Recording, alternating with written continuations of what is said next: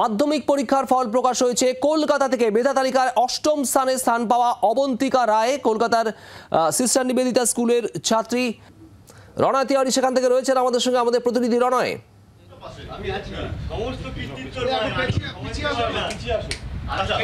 Subhadip, lake টাউনে রয়েছি এই মুহূর্তে। কলকাতার মধ্যে প্রথম বলা যায় অবন্তিকা রায়, তুমি দেখতে পাচ্ছ।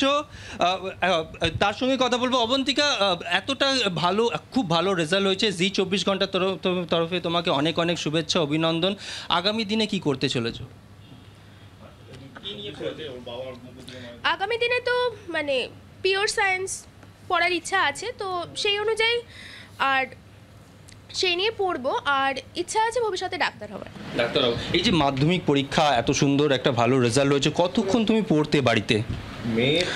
আমি 10 ঘন্টার বেশি পড়িনি। আর সেক্ষেত্রে মানে এই রুটিনটা সেট আপ করতে আমার মায়ের অবদানই সবচেয়ে বেশি, কেননা ওই 3 মাস মানে আমি মায়ের অবদান সবচেয়ে বেশি বলছেন অবন্তিকা। রণয়, তুমি আমাদের সঙ্গে থাকো। অবন্তিকাকে নিয়েই একটা ছোট্ট বিরতির পর ফিরে আসছি, সঙ্গে থাকুন।